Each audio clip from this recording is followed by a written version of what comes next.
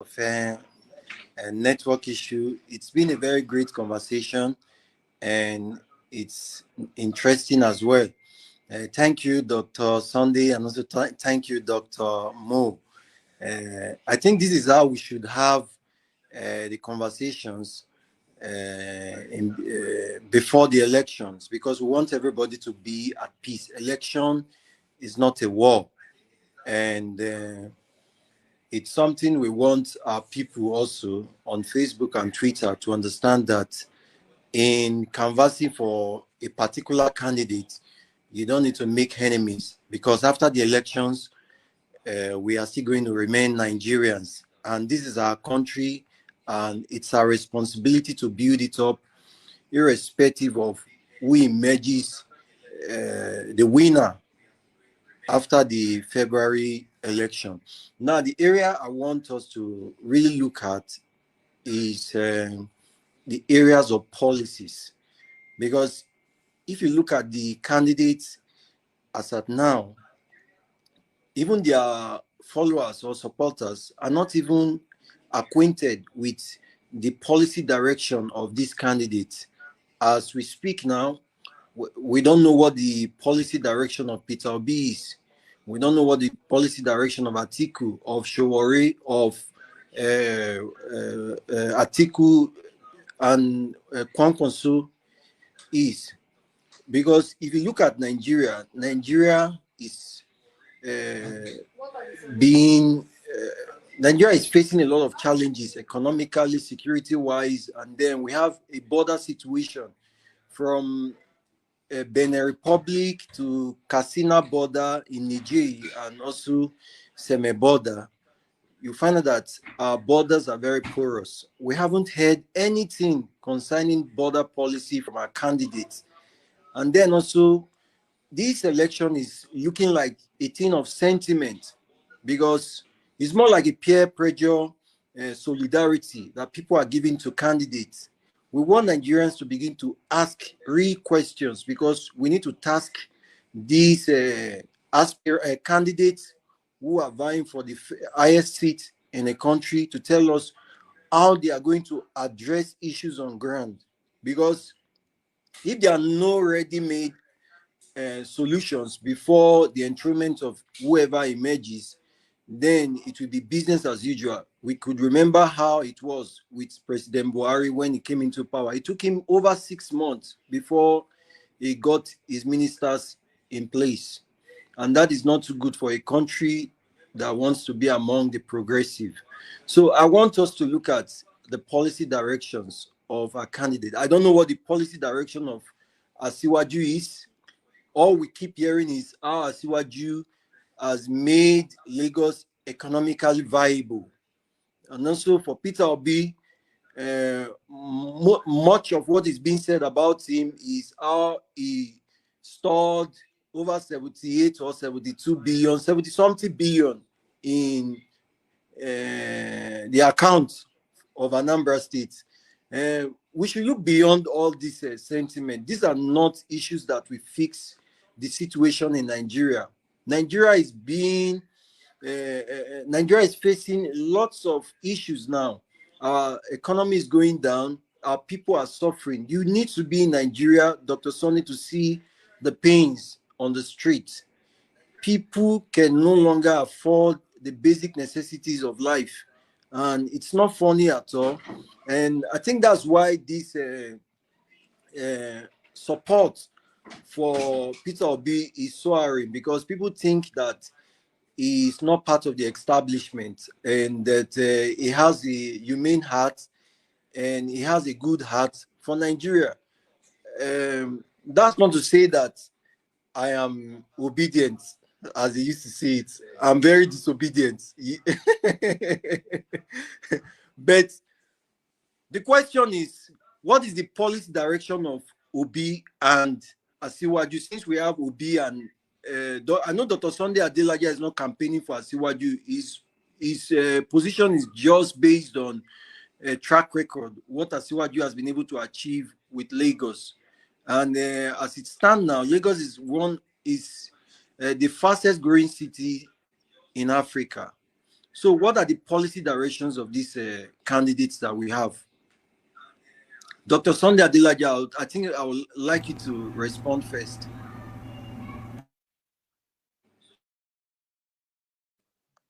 Thank you so much. First of all, I want to acknowledge Dr. Moses, and he spoke so passionately that it touched my heart. And I've been praying and hoping that one day we'll have such leaders like himself heading the church of Nigeria. Because personally, that's the discussion for another day. I think the corruption in Nigeria and the rot of Nigeria started in the church. And we need to fix the church to fix the country. But that's a discussion for another day. So this one, I'm seeing it as a secular discussion, what we're doing now. Not even bringing Christianity here. Just assume that I'm not even a Christian. Just do analysis of factors that bring about development of nations. And I'm an expert in that, believe me. I've spoken in the United Nations twice. I've spoken to United States, America, on this topic. I've spoken to their Congress and to their Senate as well, because I do research. And I always remove sentiments. Now, even though, like I said, I was so touched by what Dr. Moses had said. And I pity him as a young man that despite the fact that it touched me and brought me to tears, that he, just like he said, I have some blind spots, but his own, I will not call it blind spots. I would say I so much pity him because he's so passionate to see a better country. But because I'm an old man, in hindsight, there are some things that I know that could help people like him, that I could share with him, even as much as I would also like to learn from him and from his experience and things that are on ground in Nigeria. But because of hindsight, because of what I've seen all over the nations of the world, not just looking at Nigeria, those are what inform my position. That how can Pastor Sunday, who led Orange Revolution and who did all this, now be standing for somebody who is shaken? Okay, first of all, saying moral is not what is number one priority when it comes to governance. Let me start with Orange Revolution. I was one of the people that led Orange Revolution. You can go to YouTube, it's YouTube or Google and Google it. And the president that we brought in was the most moral politician in the history of Ukraine. And that's why we fought, because I was a young man. And I thought what you needed, the most important thing you needed, just bring a righteous person there. Because when, the righteous reigns, the people prosper. And righteousness exalts a nation. So those are the scriptures we stood on. But this guy was so nice, and even up to now, every Ukrainian will say he's nice. But after 4 years of his reign, only 5% Ukrainians voted for him to come back. Why the guy who had been imprisoned twice was preferred to come and take control? Because he was a good person, but economically, he doesn't have an idea. He couldn't fix the country. But the guy even was in prison twice, not for political imprisonment though. This is one was for rape, one was for another thing, stealing. Yet he became the prime minister and brought Ukraine to the highest. Ukraine was the highest growing economy in the world under him. Those are lessons to be learned. Because the man was a leader and he was a people person. He could assemble people and he could do the job. So because he is a leader and it is capacity and skills that informs what nation you build. And of course, track records, because he had been a prime minister before and he did it, but this man we brought in was a banker, he was a central bank director, but he has never been a politician. He doesn't know how to hold the whole country together. He doesn't understand how politicians behave. But even though he was a good man. But this one is a corrupt politician. But corrupt, maybe, but he knew how to build people together, to build a nation. So that have seen that, not just in Ukraine, but in the history of nation building, I've come to value principles above sentiments. And I've come to also realize that we as Christians will emphasize one aspect of Christianity, of Bible, spirituality, morality, but we don't see other aspects like skills, like proficiency, that are also in the Bible. Other examples too, if you study the kings, you will see that not all of them were morally perfect, but most of them that succeeded, they succeeded because of some principles. So I've discovered that when it comes to the matter of the earth, it is principles that you use to build the earth, to build nations or business or family or something like that, not emotions and not sentiments. So, but I would like to discuss that later on with my brother. But let's talk about morals. I would rather prefer Dr. Moses to be the presidential candidate in Nigeria. I'm waiting for a day like that when it's maybe Dr. Moses or maybe it's Dr. Martin or it's our MCBC today. Anybody that has the fear of God, that is real Christian. But I cannot say that of Peter Obi. He has a posture. He's selling himself like that. But I have information, for example, and the information is already public, that competence is better. But even morality, I question morality of Peter Obi. I've written part of it in my article, but today I also had information from people from PDP who were close to Peter Obi, that Peter Obi was in charge of bribing traditional rulers in the East. In 2015 election, from PDP, is the one who was distributing money. And 2019 is the one also, all the bribe that Atiku was doing. Atiku was not going to give money himself. It was Peter Obi that they were using to give all the money. But Peter Obi will come forward to the camera and behave as a pious person. And people who are naive will follow him. But if you study track records, again, I'm coming back to track records, what he says, what he has done, and I put them on the same scale. Both Peter Obi and Tinubu. Yes, I know about Tinubu's cases of corruption too. I'm not naive. I know all the things people say about the drugs, what his story in the US and things like that. I know all that. I have all of them in my hands, both for Peter Obi and Tinubu. When it comes to morals, for me, none of them is a Christian, and none of them has moral. So I'm only talking about competence and track records right now. So if I'm going to take it from that area, for me, if the only thing that is left is track record, competence of what they have done. Now, let's now talk about the diversity of Nigeria and the complexity of Nigeria that my brother spoke about.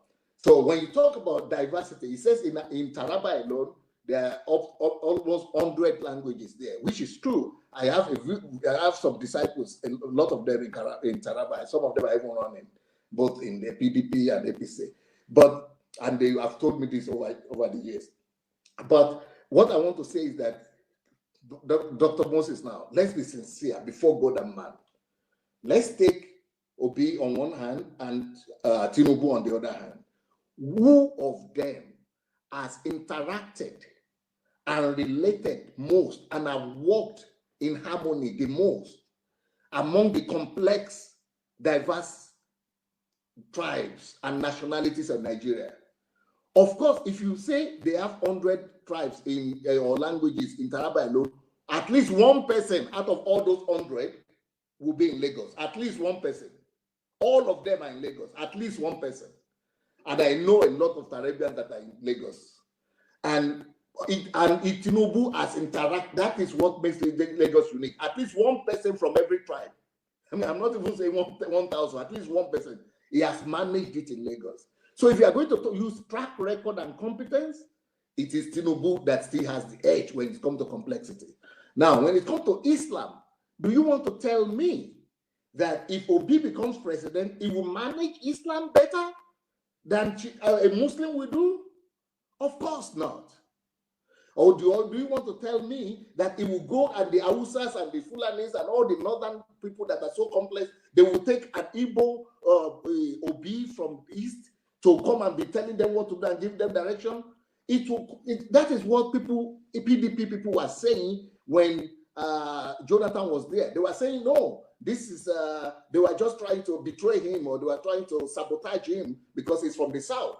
That sabotage will begin big time. And everything that happened, people will say is sabotage, is because it's Igbo man.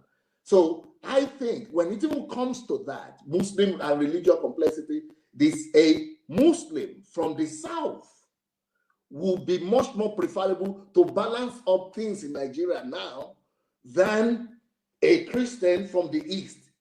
Talking about larger Nigeria right now, before God. I think, it's obvious that it will do better. Now, when it comes to the question now of my brother Martin, what about the programs?